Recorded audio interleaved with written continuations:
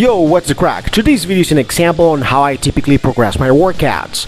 Obviously, I'm not gonna cover everything I do in the gym because otherwise this video would drag on forever, but I thought it would be cool to share with all of you how I applied progressive overloads to the first superset of my upper body A session during my last block of training. Check this out.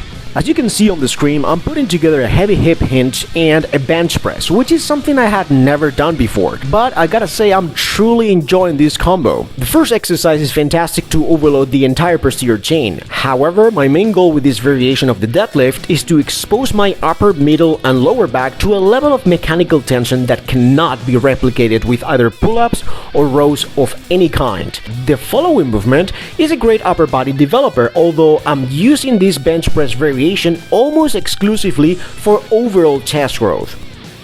Both these movements have such great potential for heavy lifting when using barbells, but I made slight adjustments to the difficulty level to avoid feeling wiped out for the remainder of the training session. Because in case you were wondering, no, this superset is not all the work I'm going to be doing in this session.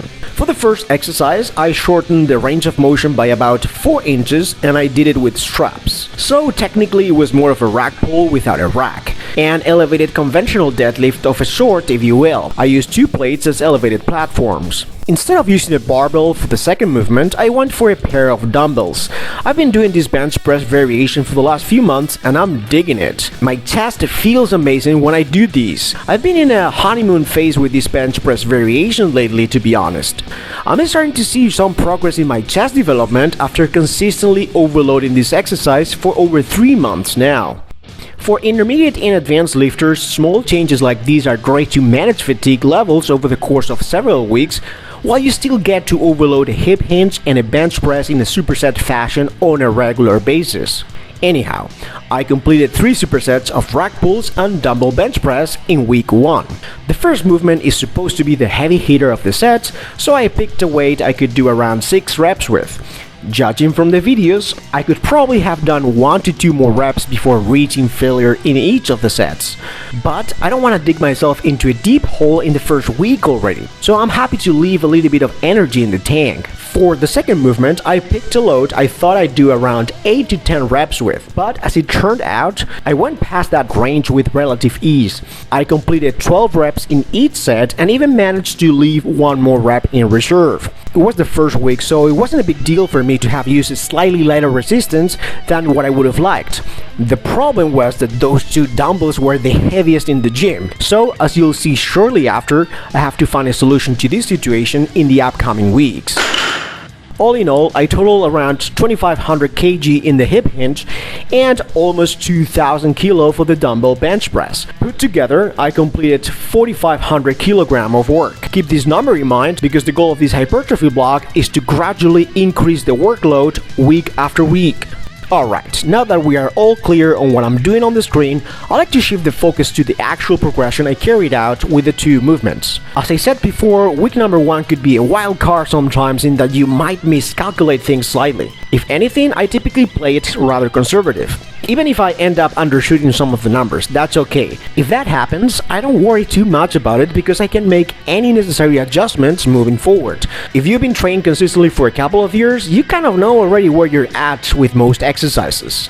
The following breakdown showcases the gradual increase in tonnage over the course of 5 weeks. I thought I'd put these numbers together so that you can see how progressive overload could be used to this specific superset. I didn't do anything groundbreaking, by the way. I just added weight to the rack pull every week, except for the last one. I tried to beat my rep count in the bench press from the previous week every time I could, and I added an extra set every second week. That's all. Guys and girls, this isn't rocket science, okay? It's more about having a plan and the consistency to see it through. Nothing exciting or sexy. I mean, this is not a great selling point, I totally get it, but the boring and repetitive stuff is what actually works the best when it comes to hypertrophy training. Quick FYI, if you're still a beginner, I wouldn't recommend supersetting these 2 compound movements. I'd rather see you do them separately, focusing on learning the mechanics and acclimating your body to the increasing levels of mechanical tension in the specific body angles, especially those of the hip hinge. You'd be better off building a base around good technique and confidence first. I'm not gonna lie, as weeks went by, things started to feel harder. And that's the way it is supposed to be if you want results. Training has to be consistently challenging yet manageable. Finding that sweet spot could take a couple of months or even years, but you'll eventually get there. In the fifth and last week, this superset felt much heavier than I had anticipated. In regards to the bench press, I came up with a semi-decent solution to the limited load issue I had. I ended up taping small plates to the sides of the dumbbells. That way, I managed to add a kilo to each. That extra weight kept all my sets around the 10 repetition mark, which is a range I truly enjoy for volume training.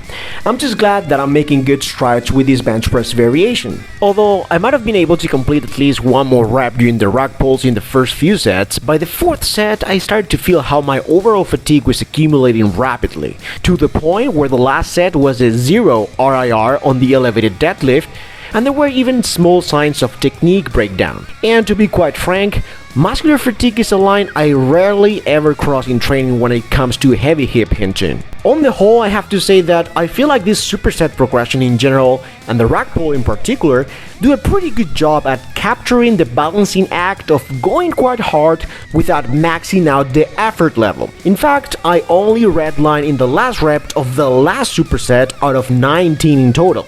I almost always leave at least 1 to 2 reps in reserve in the vast majority of sets with big barbell compound movements when my goal is muscle growth.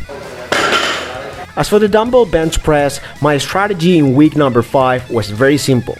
I pushed almost every set until I felt that I wouldn't be able to complete the next one. I took every set almost to complete muscular failure with 0 reps in reserve, and I feel I can afford that now that I'm in a slight caloric surplus. Aside from the little nuggets of knowledge I've laid out so far in this video, I guess another key takeaway is to have access to weights that are challenging enough for you. That's the only thing a gym rat like myself could ever wish for, right? Please give me a thumbs up, subscribe to the channel if you haven't already, and don't forget to click on the little bell icon so that you get notified every time a new video goes live. Stay fit, stay strong, peace.